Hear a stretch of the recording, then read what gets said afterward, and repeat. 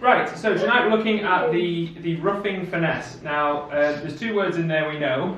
Ruffing and, well, I suppose you know the word there as well. Ruffing and finesse. Now, those don't often go together because a ruff means that you are trumping something, and a finesse means you've led a card towards a particular holding in a suit. Therefore, you can't trump it. So, what a ruffing finesse does is it combines the art of ruffing something whilst also finessing something at the same time. Sounds quite complicated, but actually it's very similar to just a normal finesse. Now, with a normal finesse, let's take the club suit for example, your threat against the card you're missing is the bigger card. So in this instance, the king of clubs is threatened by your ace of clubs. So a finesse would function by you leading a club from north towards south in the hope that east has the king of clubs, so that they're scared, if you like, by your ace. So the way a normal finesse functions is your big card beats their big card, and that's why they can't necessarily win the trick, because it's trapped underneath your kind of threat. Now, the way a ruffing finesse functions is that rather than the big card be the threat, the fact that you might ruff the suit is the threat. So if you look at the spade suit, the ace of spades is missing somewhere, but the fact that you don't have any spades with north means that if this hand plays the ace of spades, you lead a spade from here, let's say. If this hand plays the ace of spades, you can trump it. Therefore, they don't make their ace. So the way a ruffing finesse functions is you use the threat of your lack of the suit rather than your big card in the suit. But the principle is exactly the same. You lead something, they play a big card, you beat it. They don't play a big card, you run it. So it's just like a finesse. The threat is different. The beauty of the ruffing finesse is that you can actually ruff aces out, whereas a normal finesse, you can never really finesse an ace. I mean, you can lead hoping someone has an ace, but you can't really avoid the ace making a trick in normal scenarios. But in this particular suit, the spade suit, you can actually avoid losing a spade trick if it is west with the ace of spades. Now I'll explain why, well, I'll show you why in a minute. So a ruffing finesse isn't doing anything particularly fancy, although it feels fancy. You're just using a different threat. The threat is the trump suit rather than a big card. Now, I suppose we could finesse in hearts as well. There's finesses all over the place actually in this hand. If we just look at the spade suit in isolation, obviously we can't lead spades from north. So the good thing about a ruffing finesse is that you're forced to do it in the right hand, from the right hand. So when you lead a spade, any spade is equivalent here. You know you've got king, queen, jack, 10. Doesn't matter what you do. It's actually psychologically better to play the king to try and encourage someone to play the ace. It's just psychological. It doesn't matter. They're all equivalent to you. So I personally would play the king. Now, if we just imagine that this finesse works, you can see how west, assuming that hearts, I suppose diamonds might be, but assuming hearts are trumps, you can see that west is in a, well, not even a quandary. They are trapped. If they play their ace of spades, you trump it. Great, that's good for you, because now all your spades are winners. And if they don't play their ace of spades, let's say they know not to play their ace of spades, they play a baby one instead, you can throw a loser away. And east can't beat you, because the ace of spades is in the correct hand. Now, of course, if the ace of spades was over here, you play the king of spades, they play small, you discard a loser, and they play their ace. So that finesse would fail. So it's a 50-50, just like before. The only difference is that the void is the threat, rather than the big card. Now, the beauty of ruffing finesses is that you can repeat them as many times as possible. So you can keep doing it. If this king of spades won the trick, you can do it again. And smile sweetly at west, if you're that kind of guy. And whilst ever west holds the ace of spades up, you keep discarding. And whenever they play the ace of spades, you trump it. And then your spades are winners. So they actually can't stop you, assuming that the ace of spades is in the correct hand. And that's all, in inverted commas, ruffing finesse is. Now, obviously it gets more complicated than that. That's kind of a vanilla ruffing finesse, no fanciness going on. But essentially the premise is identical. Notice I've got lots of goodies behind the big card I've led. So it's very similar to a sandwich finesse. If you remember sandwich finesses, if you don't have the stuffing, to your sandwich, it doesn't work. So if you lead the king of spades here, from south, attempting to take a ruffing finesse, you lead the king of spades, they play their ace on it, you trump it, they follow small, and you've promoted nothing, because you haven't got the queen and the jack to back up the fact you've let the king out. So a ruffing finesse is almost identical to a sandwich finesse. When you lead an honour out, you need the honour below it. So here, leading the king from south spade holding now doesn't actually generate any tricks. So whenever you take a sandwich finesse, you lead the queen towards your ace in the hope that you're trapping the king. You need the jack when you're leading a sandwich finesse. The same thing goes for a ruffing finesse. When you lead an honour out, you need the honour below it. Otherwise, they just play the card on your card and you've achieved nothing. In this example, you play the king, they play the ace, and you think, oh, I didn't achieve anything, because you've ruffed it and now you've got losers still. So to take a ruffing finesse, you need the same thing as a sandwich finesse. You need the backup. Because you're leading an honour out, you require the honours below it. The better and better, the more and more you can do. So obviously king, queen, jack, 10 is very nice. But even, king, queen, jack is good, because you set your queen, jack up by taking a ruffing finesse. King, queen, you can still do a ruffing finesse, but you're only setting one up. So it's less and less attractive the worse and worse your suit gets, naturally. So when you're leading an honour out, just be aware, whether it's a sandwich finesse or a ruffing finesse, you need the honour below it, otherwise you're not promoting anything. Because if they've got ace queen, they just play their ace on the king, and then you've achieved nothing with that king. Okay? Now, in this hand, if the ruffing finesse, going back to the nice spade suit, if the ruffing finesse was to fail, let's say you play the king of spades, obviously they're going to lead something. Imagining somehow we have the lead at trick 1. You play the king of spades, they duck it, you play something that is a loser, in this case a club, and they win the ace of spades. Whilst you've lost a trick, you could argue unnecessarily, because you didn't have any spades with north, you have still promoted tricks with south. Now this wasn't the idea, you didn't hope for the ace of spades to be with east, you hoped for it to be over here. But the fact that the king of spades lost to the ace has still set your spades up anyway. So it's not necessarily a bad thing that the finesse lost. I mean, obviously it's not good, it probably would have been better if the ace of spades be here, but now your queen, jack, 10 of spades are all winners, they're all established. So you can still cash those as tricks. So it's not all lost because the finesse lost. You just had to sacrifice a spade trick. Here, what that queen, jack, 10 of spades will do is discard, hopefully, your diamond and club losers, if the opponents allow it. If you can draw the trumps nicely and yada yada. So the ruffing finesse, even if it fails, can still establish tricks. So don't think it's an all-in kind of play. It works great. If it doesn't work, sad. Because even though this hasn't worked, it's still a decent thing to do, to dislodge the ace of spades. Okay? Right.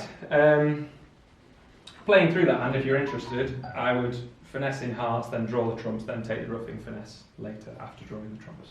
Just because it's good practice to draw the trumps. Now, there are ruffing finesses that appear with different suit combinations other than just king, queen, jack, 10 and a void. The ultimate premise, or the main kind of point about ruffing finesses, is that you're missing the top card only. So if I increase, I suppose is the word, our spade quality by 1, but give us a spade with north, I won't write the rest of the hand on because it's not particularly relevant. Imagine we've got a trump suit that isn't spades, that's the main thing.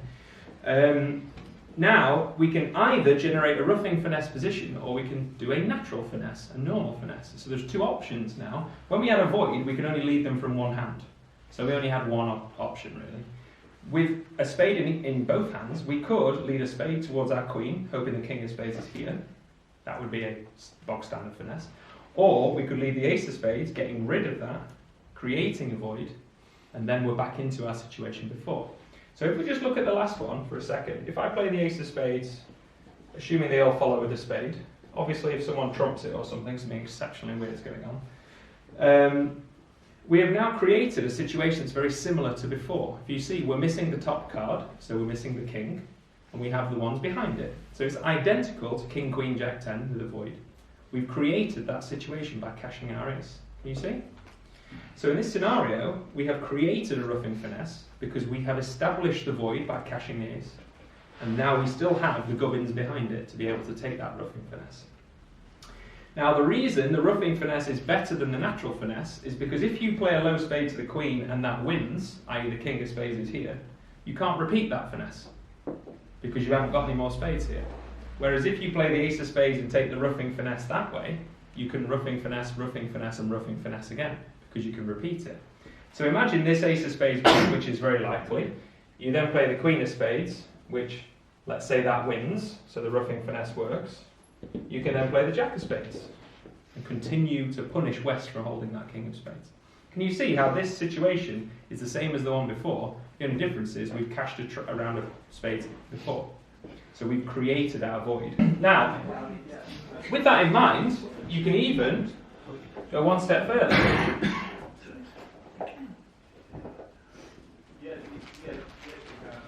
In this situation, you can actually create the void by cashing the ace, then the king, and have a ruffing finesse. Now we're getting very close to, well, which one's better, a normal finesse or the ruffing finesse? Because you can now finesse this way twice, or you could ruffing finesse this way 3 times. So it's getting close to which one's equal now. Here, I would be unsure how to play this spade suit, whether to play low to the jack 10 or cash the ace king. It depends on what you've learnt in the bidding there. The mathematical odds, if you have no information, is cash the ace king and then take the ruffing finesse against West. Because cashing the ace king has the extra chance of a doubleton queen. But it's getting quite close now. But the point here is you can still create a void by cashing your ace king, and then you're in the same situation again. You're missing the top card, which is one of the part, and you have the ones behind it. So king, queen, jack 10 missing the ace, queen, jack 10 missing the king, jack 10, 9 missing the queen. It's all the same situation. Yeah?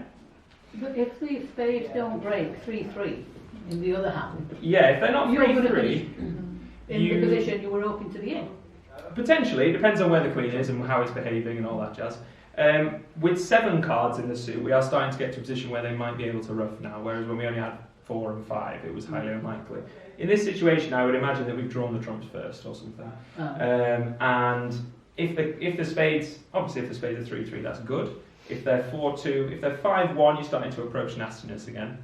It could be that you actually have a ruffing finesse revealed. Imagine we've drawn the trumps and you play the ace, then the king, and it goes spade, spade. They play 1 spade and then they discard something. You've now got a position where you know how the spades are lying because their second non-spade means that this hand has all the spades, which means that that is the spade layout. So even if they break bad, it doesn't mean you can't do it necessarily. So now you could perform a ruffing finesse against West by playing the jack, knowing they have the queen.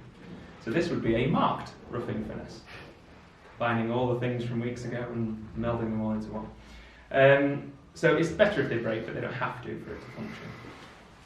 Now, creating a ruffing finesse often is a good idea because, as I say, it's repeatable. When you lead the jack, then the 10, then the 9, you can keep doing it knowing that you can always trump it should they play the card you're looking for.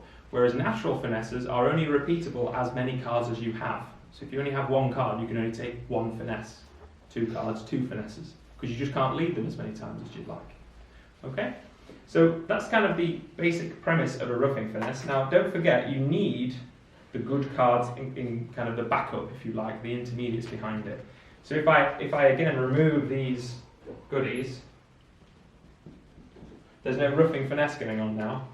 Because you play the ace, then the king, then the jack. They just put their queen on your jack, because now their spades are... So when you play the jack, sorry, these two have gone. When you play the jack, they put the queen on the jack, and their 10-9 are better than yours. So whenever you're about to take a ruffing finesse or a sandwich finesse, if you're leading an honour out of your hand or from the dummy, you must have the honour below it for it to be making sense. Otherwise, they just put their honour on your honour, and you achieve nothing, assuming that they're awake in the defence. Now, speaking of marked finesses, a short while ago, sometimes the opponent's lead actually leads you to believe that a card is in a certain place, so a ruffing finesse can take place again. So if we, again, use the spade suit,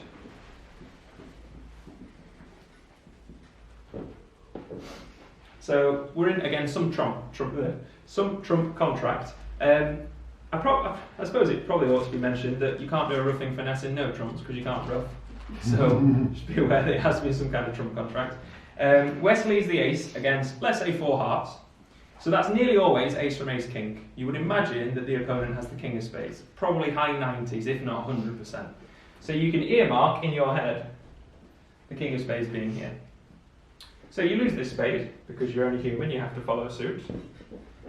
But now you can see, hopefully, a ruffing finesse position has materialised again. You play the queen, if they play the king, you trump it. If they don't play the king, you don't trump it. So you're in exactly the same position. Here, they have created the void for you. That wasn't their intention. They didn't think, oh good, I'll tell you where the king of spades is so you can Ruffing Finesse me. They were just leading ace from ace king and suddenly they regretted it. It's just life. So just because you don't have the top cards in suit doesn't mean one of these can't materialise if the defenders give you a bit of a helping hand as to where certain cards are. This again would be a marked Ruffing Finesse. That person is marked with the king of spades. You can now Ruffing Finesse through them. You play the queen, they play the king, you trump it, hey presto. You play the queen, they don't play the king, you don't trump it, hey presto. Of course, there's the one in, let's say, 100 times where somehow they've got the king of spades and they have deceived you with their opening lead. That's life. Even in that scenario, the queen losing to the king has established your jack 10. So we're back to, it's not all that bad anyway. Okay? Right. Now, just to add an extra layer of complexity, combining lots of different lessons in one, you can actually do a double Ruffing Finesse. So that would be, and in fact, I'll go for the classic one first.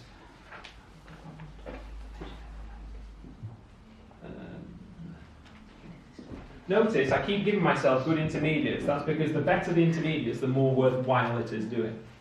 Now, if you look at this spade suit, we are one worse than the very first spade suit I gave you. Instead of king, queen, jack 10, we've got queen, jack 10, 9. So we are now missing the ace and the king, which is bad, because obviously missing the ace king is not good. So our alternatives here are trump these until you run out of trumps, and just kind of forget that you've got good spades. Play them as if they are 5 small spades. Or take a Ruffing Finesse, then take a Ruffing Finesse, and then take a Ruffing Finesse again, in the hope that West has the ace or the king, so you can at least trump one of them out.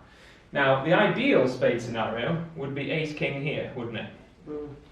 Because if that's the situation, you play the queen, they cover it, you ruff it, you get back to hand, you play the jack, they cover it, you ruff it, and you laugh at them for not making anything from the ace-king. That's the ideal dream scenario. But let's be realistic, our 50-50 finesses don't work, so there's no way our 1 in 4 finesses are going to work. Sorry, Doug, can I just ask you? Yes. This is all assuming that you've drawn the trumps, are you saying? Almost certainly, yes. So if you have drawn the trumps, you're calculating that you've got 2 or 3 left after they've all run out for everybody else. Yeah, something like that. Yeah. Scenario, otherwise Yeah. it doesn't work. Yeah, I mean, if the trumps broke really badly and you had to exhaust your entire trump suit, of course, then you're in a position where you might need to stop and think about what else you're going to do. I'm making an assumption that the trumps aren't bothering us too much, i.e. we've drawn them or we think we can draw them safely or whatever. Obviously, that is dumbing down the hand because there's 3 other suits going on here, which makes it complicated. Which is why when I give you the hand in a minute, it'll be more difficult than this. But yeah, I'm assuming the trumps aren't an issue, i.e. you've drawn them or something like that. Now, in the world where both honours are on side, you can, again, assuming we've got entries here, you can play the queen, run it through them, play the jack, run it through them, and they can't do anything about it, assuming you've got enough trumps with the north cards. But being more realistic, it's more fair to assume that the honours are split. If you're interested, that is 2/4 or 1/2 of the time. The honours are both here 1/4, both here 1/4, and split in either orientation half the time. So this is the most likely layout if we're talking about 1 of 4 possibilities. Well, 2 of 4 possibilities. So when you take a Ruffing Finesse, your intention is to trap a card with the person to play before your void. So when you lead the queen, your intention is to trap a West with some kind of honour in their hand. If they play the ace, you can trump it, because that was your intention, to kind of fish the ace or king out from them. If they play small, you want to discard something, because your intention was not to trump your queen unless it was covered by something. In this instance, they would win the king, which is not great, but let's be realistic, you weren't expecting both Ruffing Finesses to work necessarily.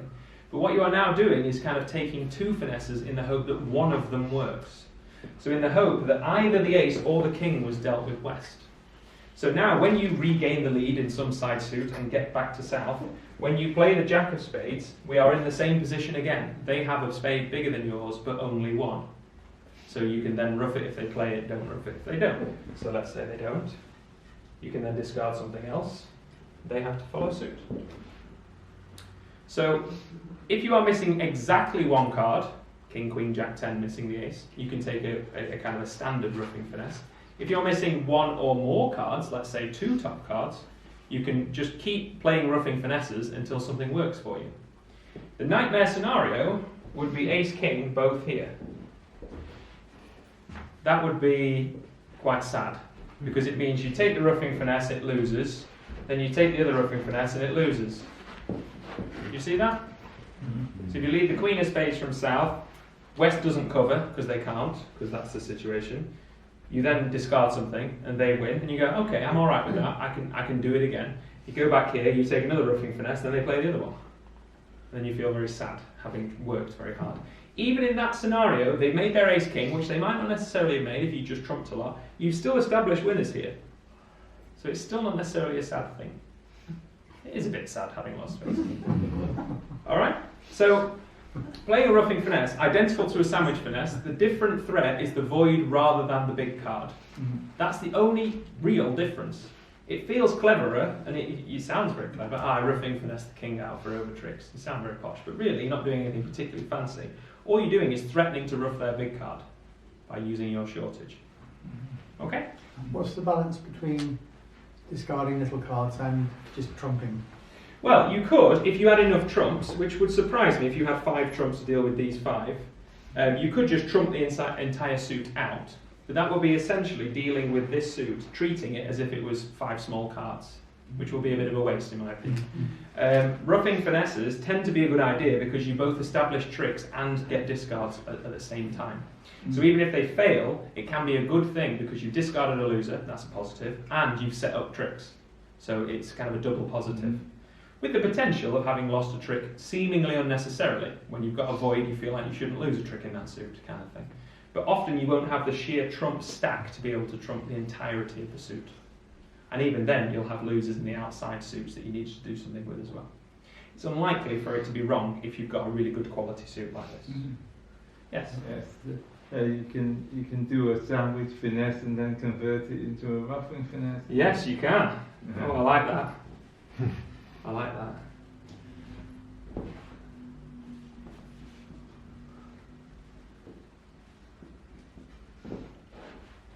Okay? Again, you can do ruffing finesses in other suits other than spades. Just a bit spade obsessed today.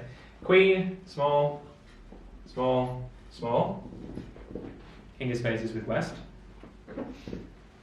Low, small, ace, because we're forced into it. We'd like it if we had more spades here, so we'd continue sandwich finessing them. Spade. Cross back to south somehow. Let's say, whatever, diamond to the ace. Again, I appreciate I'm making my life easy by not putting all 4 suits up there. Now, because West has the king of spades, which we learned a bit ago, didn't we? We're now in a ruffing finesse position again. Play the jack. What are they doing? Playing the king or not? They might have to. They might have to if they've only got the king left, in which case you ruff it. And if they don't play the king, what are you doing? Throwing something away. Let's say a diamond. Do you see that? So it started off as a sandwich finesse because your queen trapped the king underneath the ace. You then ran out of spades, arguably unfortunately, crossed back to south and then took a ruffing finesse. That's fancy, isn't it? Yeah, a few glazed looks, but yeah. Because this queen of spades won, that means that the king of spades ought to be with west, which means the ruffing finesse is marked. They are marked with the king of spades, so when you cross back to hand, you can then finesse knowing, in inverted commas, that west has the king of spades.